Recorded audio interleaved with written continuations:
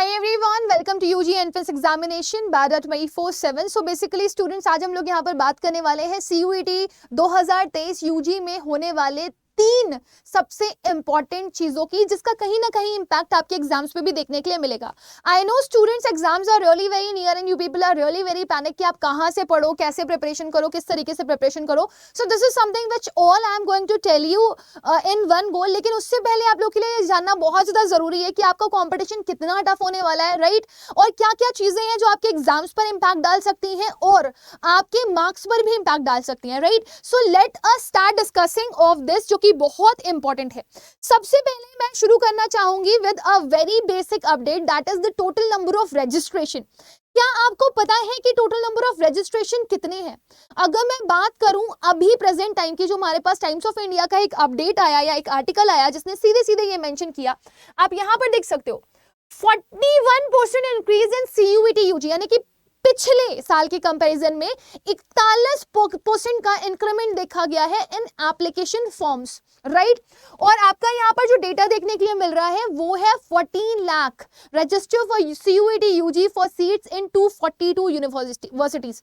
242 university में लगभग 14 लाख बच्चों के रजिस्ट्रेशन के लिए एप्लीकेशन फॉर्म्स आ चुके हैं। और सबसे बड़ी बात यह है कि यहाँ पे तो 14 लाख आपका डेटा दिखा रहा है, लेकिन बाकी क्रेडेंशियल्स के हिसाब से अगर आप देखो तो ये जो डेटा है आपका 16 लाख तक भी पहुंच चुका है।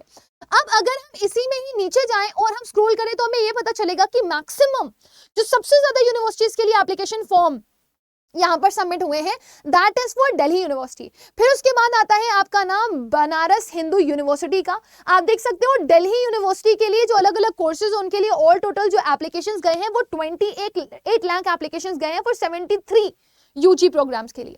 और फिर अगर आप BHU के लिए देखोगे तो यहाँ पे ओवर 38,000 एप्लीकेशंस गए हुए हैं, किसके लिए? 23 कोर्सेज के लिए, with a total of over 8.8 lakh applications. यानी कि अगर आप इसको कोर्सेज के हिसाब से डिवाइड करोगे तो 8.8 अलग अलग एप्लीकेशंस आप इंक्लूड कर सकते हो, राइट? सो ये डेटा दिल्ली यूनिवर्सिटी का है, फिर BHU का है, और ऐसे ही कुछ और भी यूनिवर्सिटीज हैं जैसे कि आपकी जामिया मिलिया इस्लामिया हो गई, राइट? और उसके बाद फिर आपकी अलीगढ़ मुस्लिम यूनिवर्सिटी हो गई, JNU हो गई। इनके लिए मैक्सिमम नंबर ऑफ एप्लीकेशंस आते ही आते हैं। यानी कि वो सारे के सारे बच्चे जो कि DU की दौड़ में भाग रहे हैं, वो बच्चे जो कि BHU की दौड़ में भाग रहे हैं, वो बच्चे जो कि JNU जाना चाहते हैं, अलीगढ़ मुस्लिम यूनिवर्सिटी जाना चाहते हैं, जामिया मिलिया इस्लामिया जाना चाहते हैं, तो आप प्लीज ये चीज समझिए कि कट थ्रोट कंपटीशन होने वाला है।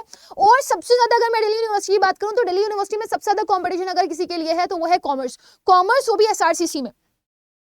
समझ रहे हो ना? एक एक पॉइंट से बच्चा रह जाता है और फिर वो एंट्री नहीं ले पाता। सो अगर आप दिल्ली यूनिवर्सिटी के लिए और BHU के लिए तैयारी कर रहे हैं तो आप मान करके चलिए कि आप कोशिश करिए कि आप मैक्सिमम टू मैक्सिमम सब्जेक्ट्स में 100% IELTS स्कोर करें। अगर आप नहीं कर रहे हैं तो कहीं ना कहीं आप रेस में पीछे हो जाएंगे और आप सफर कर सकते हैं। हो सकता है कि आपका जो ड्रीम कॉलेज है, उस ड्रीम यूनिवर्सिटी का, वो आपको ना मिल पाए, क्योंकि actually competition is gonna be very cut throat and this is not a threat, this is reality. जब आप खुद सोचो, पिछले साल CUET में पहली बार एक तो एग्जाम हुआ तो पेपर आसान आया, अब दूसरी बार एग्जाम होने जा रहा है, NTA प्रिपेयर है, राइट? सारी प्रिपरेशन वो करके बैठा हुआ है, प्री प्लान्ड है, तो ऑब्वियसली वो जो चीजें कर रहा है बहुत सोच समझ करके करेगा। ठीक है, चलो मान लो हम लोगों ने देखा कि NTA प्लान्ड है, सब कुछ है, ठीक है। उसके बाद क्या? उसके बाद दूसरी कंडीशन ये आती है बेटा कि अब कंपटीशन बढ़ गया ना, बच्चे और आगे, सो ऑब्वियसली आपका कहीं ना कहीं कंपटीशन बढ़ रहा है, पेपर भी कंपैरेटिवली आपको थोड़ा सा टफ देखने के लिए मिल सकता है क्योंकि NTA ऑलरेडी प्लान है। सो इस कंडीशन में आपको कहीं ना कहीं काफी ज्यादा भागदौड़ करनी पड़ेगी अपनी स्पेसिफिक सीट पाने के लिए। सो इस वजह से प्रेपरेशन तो जरूरी है और प्रेपरेशन एक परफेक्ट स्ट्रैटेजी में जरूरी है। कई सारे बच्चे बोलते हैं मैम मैं अभी से स्टार्ट करूंगा तो मेरा हो जाएगा क्या? हो जाएगा। क्या आपको लगता है जो बच्चे UPSC का एग्जाम दे रहे होते हैं क्या 3-4 महीने में क्लियर नहीं कर पाते? कर लेते हैं, लेकिन अगर उनको राइट गाइडेंस मिलती है, राइट तरीका मिलता है उसको क्लियर करने का, तो वरना कुछ बच्चे 3-3 4-4 साल पढ़ते रहते हैं, उनका नहीं हो पाता है। लोग तो करते ही है ना, 7-7 साल प्रिपरेशन करते हैं, तब उनका सिलेक्शन होता है। सो आपके पास अगर गाइडेंस है, आपके पास एक परफेक्ट स्ट्रैटेजी है, आपके पास एक परफेक्ट पाथ है, तो आप उस पाथ पर चल करके बहुत ही इजीली सिलेक्शन ले सकते हो, right? Now let's move ahead and talk of our 2। अब मैंने पहली इंफॉर्मेशन आप लोगों को दे दी, total number of registration around 16 lakh के पहुंच चुके हैं, सबसे ज्यादा दिल्ली यूनिवर्सिटी में है, उसके बाद BHU में है, यानी कि इसका competition is gonna be really very tough. Second important update, that is all about the admit card. जो बच्चों ने मुझे बहुत सारे सवाल पूछे इसके लिए, यू वॉन्ट बिलीव, मेरे पास एकदम लाइन थी मेल्स की and everybody is asking ma'am. मैं बहुत हैरान हूँ, बहुत सारे बच्चों को यही नहीं पता कि उनका एग्जाम कब होने वाला है, जबकि 50 लोग यूट्यूब पर बोल रहे हैं कि आपका एग्जाम डेट क्या है, राइट। लेकिन हाँ, एडमिट कार्ड के लिए थोड़ा मैंने कम लोगों को बोलते हुए देखा। सो मैं यहाँ पर आप लोगों को एक क्लियर डेटा देना चाहती हूँ। बेटा ये इन्फॉर्मेशन बुलेटिन का निकाला हुआ आपका स्निपिंग है, और आपको सीधे सीधे देखो इन्होंने यहाँ पर जब डेट्स प्रोवाइड करी थी कि कब आपकी एप्लीकेशन फॉर्म की डेट स्टार्ट हो रही है, कब आपका सारा का सारा डिटेल करेक्शन विंडो का आएगा, तो उसके बाद इन्होंने 2 और एक्स्ट्रा इन्फॉर्मेशन भी प्रोवाइड करी हुई थी। इन्होंने बोला था कि अगर हम एडमिट कार्ड आउट करेंगे तो उससे पहले हम लोग आपको क्या प्रोवाइड कर देंगे, announcement of the city of examination, उससे बच्चों को प्रॉब्लम ना हो, उनकी प्रेफरेंस सिटी उनको मिल जाए, है ना। और अगर किसी तरह का कोई चेंज करना हो उनको, तो वो बच्चों से उनकी प्रेफरेंसेस मांग ले। तो 30 अप्रैल तक आप लोग की जो है सिटी की प्रेफरेंसेस की जो भी लिस्ट वगैरह है, announcement of city of examination है, वो आप तक पहुंच जाएगी। और फिर उन्होंने कहा है 2nd वीक ऑफ मे, यानी कि आप 2nd वीक ऑफ मे समझ रहे हो ना, यानी कि आपका पहला हफ्ता छोड़ दो आप, 2nd वीक ऑफ मे मतलब 7 तारीख के बाद, 7 तारीख से 14 तारीख, यानी कि 15 तारीख से पहले पहले आपका जो एडमिट कार्ड है वो आउट हो जाएगा।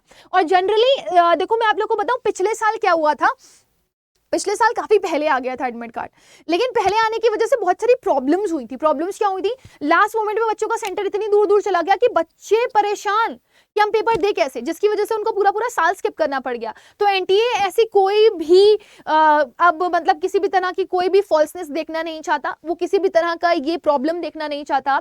इसी वजह से उन्होंने पहले अनाउंसमेंट किया है सिटी ऑफ एग्जामिनेशन का, फिर वो आपको प्रोवाइड कर रहे हैं क्या, एडमिट कार्ड, ताकि लास्ट मोमेंट पे सेंटर्स चेंज ना हो और बच्चे बिल्कुल भी परेशान ना हो। सो कब आएगा एडमिट कार्ड आपका, 2nd week of May, remember this. उससे पहले अपना मेल जरूर चेक करते रहिएगा, आपके पास आपका सिटी अलॉटमेंट आ जाएगा।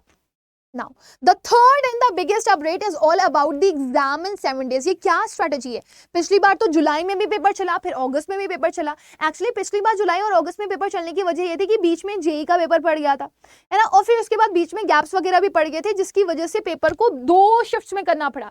एक 7 डेज की सीरीज चली, फिर आगे डेज की सीरीज चली, 3 या 4 डेज ऐसे करके सीरीज चली थी। सो एनटीए ने इस बार आपका जो एग्जाम है वो सिर्फ 7 से 10 दिन में कंडक्ट करवाने की बात कही है, बल्कि मैं बोलूंगी 10 दिन, क्योंकि 21 से 31 में आपकी डेट दी गई है। एक बार यहाँ पे देख लीजिए आप, ये डेट दिया गया है आपका डेट ऑफ एग्जामिनेशन 21 मई से 31 मई, है ना। सो ये जो मैं 7 तो नहीं लिखना चाह रही, यहाँ पे मैं 10 ही लिख देती हूँ पूरा। ये 10 दिन का क्या स्ट्रैटेजी है, बैक टू बैक एग्जामिनेशन। तो सी, आपको क्या लगता है, मान लीजिए अब 7 दिन एग्जामिनेशन हो रहे हैं, एक दिन एग्जाम हुआ, दूसरे दिन एग्जाम हुआ, तीसरे दिन एग्जाम हुआ, पहले दिन भी इंग्लिश का पेपर हुआ, दूसरे दिन भी इंग्लिश का पेपर हुआ, तीसरे दिन भी इंग्लिश का पेपर हुआ। अब ऐसा तो है नहीं तीनों दिन इंग्लिश का पेपर सेम आ जाएगा, ऑब्वियसली पहले दिन अलग पेपर आएगा, दूसरे दिन अलग पेपर आएगा, तीसरे दिन अलग पेपर आएगा। अगर सेम आ गया तो पहले वाले बच्चे से चीट नहीं कर लेंगे वो लोग, या पूछ नहीं लेंगे क्या क्या क्वेश्चन आए थे, चलो कर लेते हैं। So paper will be different, paper सारे के सारे अलग अलग होंगे, ठीक है, इस चीज को दिमाग में रखो। अच्छा, अब इसमें प्रॉब्लम क्या होती है, जब पेपर अलग अलग होते हैं तो किसी पेपर का डिफिकल्टी लेवल ज्यादा हो जाता है, किसी पेपर का डिफिकल्टी लेवल कम हो जाता है। अब द थिंग इज कि ये कैसे डिसाइड करें एनटीए कि पेपर का डिफिकल्टी लेवल ज्यादा है कि कम है। तो जो सबसे ज्यादा हाईएस्ट मार्क्स लाया होता है बच्चा, उसको कंसिडर किया जाता है टॉपर ऑफ दैट डे, है ना। सो उसको सबसे 100 परसेंटाइल पे माना जाता है। सपोज एक बच्चा है जो इंग्लिश में मार्क्स लेकर के आ रहा है 200 में से 194, और एक बच्चा मार्क्स लेकर के आ रहा है 200 में से 200, ये पहली शिफ्ट का बच्चा है या दूसरी शिफ्ट का बच्चा है। सो ये कंसिडर करके चल रहे हैं, इस बच्चे ने अगर एक क्वेश्चन गलत किया है, दैट मींस अगर ये हाईएस्ट गया है, दैट मींस ये बच्चा अच्छा है और ये टॉपर है, तो इसके ये 100 परसेंटाइल काउंट करेंगे। वहीं अगले का 100 परसेंटाइल क्या हो सकता है, 200। सो इस बेसिस पर ये नॉर्मलाइजेशन करेंगे। जगदीश जी का ये कहना था कि हमने पिछले साल जो पेपर करवाया उसमें जो गैप बीच में आ गया, उसकी वजह से नॉर्मलाइजेशन के प्रोसेस में थोड़ी सी गड़बड़ हो गई। आफ्टर ऑल पूरा कंप्यूटर बेस्ड सारा चीजें होती है ना, ऑब्वियसली, तो साइंटिफिक मेथड है ये, तो थोड़े बहुत ग्लिचेस तो आपको देखने के लिए मिल सकते हैं, लेकिन अगर ये सब एक साथ होंगे तो किसी भी तरह की प्रॉब्लम का सामना नहीं करना पड़ेगा किसी भी बच्चे को। सो 10 दिन का जो पूरा का पूरा एनालिसिस है वो एक साथ किया जाएगा और नॉर्मलाइजेशन एक साथ होगा, और आपका ये पूरा का पूरा 10 दिन का जो एक पूरा डेटा तैयार किया जाएगा और उसके बेसिस पे बच्चों को मार्क्स दिए जाएंगे, उनके परसेंटाइल उनको प्रोवाइड किए जाएंगे, राइट। सो 10 दिन में करवाने की वजह ही इनकी ये थी कि कम समय में ये बच्चों का पेपर करवा सकें, और सबसे अच्छी चीज ये है कि इन्होंने पिछले साल की जगह इस साल 3 स्लॉट्स ऐड करवा दिए, यानी कि बच्चा जो है ना वो घबराए ना, परेशान ना हो, जैसे बीच बीच में टेक्निकल ग्लिचेस आ जा रहे थे, इश्यूज आ जा रहे थे, तो हो सकता है ये एक स्लॉट में आपका एक ही पेपर करवाएं, ठीक है ना। तो मतलब आपका सोचो अगर 3 स्लॉट्स होंगे एक दिन में, तो माइट भी एक दिन में आप एक शिफ्ट में आपका एक ही पेपर हो, दूसरी शिफ्ट में दूसरा ही पेपर हो, सो ये ऐसा भी कर सकते हैं। सो कम से कम बच्चा प्रॉब्लम फेस करे, इस वजह से इन्होंने ये सारी की सारी चीजें करवाई हैं। एग्जाम 10 दिन में कंडक्ट हो जाएगा, 21 टू 31 मई। दूसरी इंपॉर्टेंट इन्फॉर्मेशन, आपका एडमिट कार्ड आपकी सेकेंड वीक ऑफ मे में आएगा। तीसरी इंपॉर्टेंट इन्फॉर्मेशन कि आपके जो एप्लीकेशन फॉर्म्स हैं वो एक्सेसिव हैं, बहुत ज्यादा हैं, and the competition is going to be really very tough. So be sure about this बेटा कि आप लोग को पढ़ाई अच्छे से करनी है। बहुत सारे हमारे पेड बच्चे हैं जो ऑलरेडी फ्री ऑफ कॉस्ट हमारे प्रतिज्ञा बैच में ऑलरेडी एनरोल्ड हैं, ठीक है, लेकिन बहुत सारे ऐसे बच्चे हैं जो नए हैं, जिन्हें नहीं पता, वो डायरेक्शन लेस हैं। और मैं आपको बताऊं, अगर आप चाहते हो कि आप एक प्रॉपर डायरेक्शन के साथ प्रिपरेशन करो, सो आप प्रतिज्ञा बैच में एनरोल कर सकते हो। वैसे वी हैव 2 बैचेस, हमारे पास हिंदी मीडियम वालों के लिए भी बैच है और इंग्लिश मीडियम वालों के लिए भी बैच है। तो अगर आपको पढ़ना है, it's all up to you. We are providing classes on YT also, and we are providing classes on paid also. Paid में आपके साथ बेनिफिट क्या होता है कि आपको पेड में मॉक टेस्ट भी मिल जाते हैं, खूब सारे प्रैक्टिस क्वेश्चंस भी मिल जाते हैं। So the more you will practice, the more you people will be able to score better, right. So इसके लिए आप बहुत सिंपल सी चीज समझो बेटा कि ज्यादा क्वेश्चंस होंगे, ज्यादा मेहनत कर पाओगे, ज्यादा एफर्ट्स कर पाओगे और ज्यादा अच्छे से आप अपने एग्जाम्स को क्लियर कर पाओगे। तो पेड में आपको बेनिफिट ये मिल जाता है कि आपकी मैक्सिमम टू मैक्सिमम प्रैक्टिस हो जाती है और आप टीचर से अपने डाउट्स भी पूछ सकते हो, है ना। सो आपको कुछ नहीं करना, अगर आपको बैच चाहिए तो आपको अड्डा 24/7 की ऐप पर जाना है। जैसे ही आप अड्डा 24/7 की ऐप पर जाओगे, आप ऑल कोर्सेज पे जाओगे, वी हैव 2 डिफरेंट बैचेस, ठीक है ना। हिंदी मीडियम वालों के लिए प्रबल बैच है, इंग्लिश मीडियम वालों के लिए प्रतिज्ञा बैच है। तो आपको क्या करना है, CUET एग्जाम में जाना है। जैसे ही आप जाओगे ना, तो डोमेन सिर्फ डोमेन वालों के लिए अलग है, इंग्लिश GT वालों के लिए अलग है, और English plus GT plus domain वालों के लिए अलग है। सो ये बैच है आपका, ये वाला प्रतिज्ञा बैच। आप देखो ये अभी आपका मैक्सिमम टू मैक्सिमम, क्योंकि स्टूडेंट स्पेशल ऑफर दिया गया है, लास्ट मोमेंट है, बच्चे पढ़ाई करना चाहते हैं and they are suffering from financial issues, so कम से कम आपको इसमें ये प्रोवाइड किया जा रहा है। सो आपको ये बैच कितने का मिल रहा है, ये बैच आपको मिनिमम कॉस्ट पे मिल रहा है, and you will be getting it at, आप देख लो एक बार कितने का मिल जाएगा आपको, 2800 रुपए में ये बैच मिल रहा है।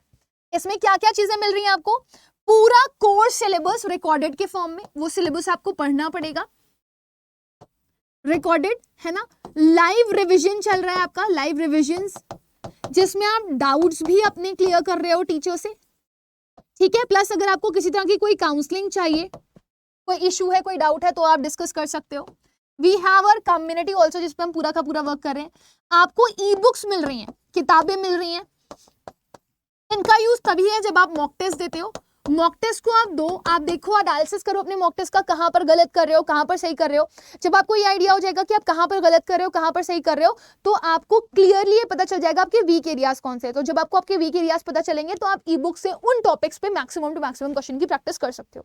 सेम फीचर ये सारे के सारे आप लोगों को डोमेन्स में ही मिल रहे हैं, उसमें इंग्लिश GT नहीं होगा, है ना। जो बच्चे डोमेन्स नहीं पढ़ रहे हैं, सिर्फ इंग्लिश GT पढ़ रहे हैं, उसके लिए भी अलग से बैच है। सो ये है English plus GT plus domain का बैच, जो आपको 2800 रुपए का मिल रहा है, 2879 रुपीज, ठीक है। और अगर मैं सिर्फ और सिर्फ किसके लिए जाती हूँ, सिर्फ और सिर्फ डोमेन के लिए जाती हूँ, सिर्फ और सिर्फ डोमेन के लिए, मैं दिखा देती हूँ आपको, एक ही पे लगा करके आपको शो कर दूंगी। अगर आप सिर्फ डोमेन के लिए जाते हो, देखो, तो ये बैच आपके लिए कितने का है, 2049 का। सिमिलरली अगर आप सिर्फ और सिर्फ किसके लिए जाते हो, सिर्फ और सिर्फ जाते हो आप इंग्लिश और GT के लिए, अंडरग्रेड में जाकर के आप इंग्लिश और GT के लिए जाते हो, इंग्लिश और GT के लिए, ये देखो, तो भी आपको ये बैच कितने का मिल रहा है, 2049 का। और जितने भी 2049 वाले बैचेस है ना, 2541 वाला मत लेना, बुक्स वाला, क्योंकि बुक्स आने में टाइम लगेगा, तो आपको लगेगा कि लेट हो रहा है ना। सो ई बुक से अगर आप पढ़ सकते हो तो आप ई बुक ही लो, आपका Y484 आप कोड यूज करो, ये देखो ये बैच आपको 1999 का मिल जाएगा। Can you see this, you will get this batch at the minimum cost। 2499 का बैच कितने का मिल रहा है, 1999। Getting my point. सिमिलरली अगर कोई हिंदी मीडियम वाला बच्चा है और वो बैच लेना चाह रहा है, तो उसको प्रबल बैच में एनरोल करना पड़ेगा। अड्डा की ऐप पे जाओ, जैसे ही जाओगे यहाँ पर देखो,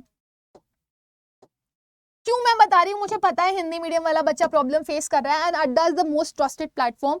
आई वुड से कि इससे बेहतर और कुछ नहीं है। आप देखो इस पे जाओ, तो ये आपको ओवर कम प्राइजेस का मिल रहा है, 2399 का प्रबल batch. Can you see this, 2399 का बैच है। आप इसको कितने पे दे सकते हो, Y484 कोड यूज करके, 1919 का maximum offer for Hindi medium. बच्चा हिंदी मीडियम वाले के लिए आपको ऑफर दिया जा रहा है, ठीक है ना। इसमें आपको शायद ई बुक्स ना मिले, लेकिन आपको प्रैक्टिस क्वेश्चन जरूर मिल जाएंगे। प्लस अगर आप देते हो खाली इंग्लिश जीटी का हिंदी मीडियम वाले बच्चे, तो आपको वो 950 का पड़ जाएगा अगर आप Y484 कोड यूज करते हो तो पढ़ाई करो, मेहनत करो और रेगुलर रहो। अगर आपको लग रहा है कि नहीं आप फाइनेंशियली सफर कर रहे हो, तो आप YT से पढ़ो, लेकिन पढ़ना बहुत ज्यादा जरूरी है। एंड अल्टीमेटली ये आपकी लाइफ बनाएगा। आज अगर आप पढ़ते हो तो कल आप ग्रेजुएशन करने के बाद 25 लाख 30 लाख के पैकेज पा रहे होगे। एंड इट्स नॉट कि हमने सोचा नहीं है, होगा, डेफिनेटली होगा, और आप ही दोगे वो selection. So with this, my dear student, we have come to the end of the session, but I am sure about this कि आप में से काफी सारे बच्चों के कई सारे डाउट होंगे। अभी मैंने एक सेशन लिया था एडमिट कार्ड के ऊपर, तो उसके ऊपर काफी सारे डाउट आए थे, तो जल्द ही मैं उन सारे बच्चों का आंसर्स दूंगी जो मुझे after the video comment section में दे रहे हैं। बट आपका अगर कोई डाउट है तो आप मुझे after the video comment section में पूछ सकते हो। Definitely I will be going to give the answer of this question also. Thank you everybody, bye bye, take care and God bless you all.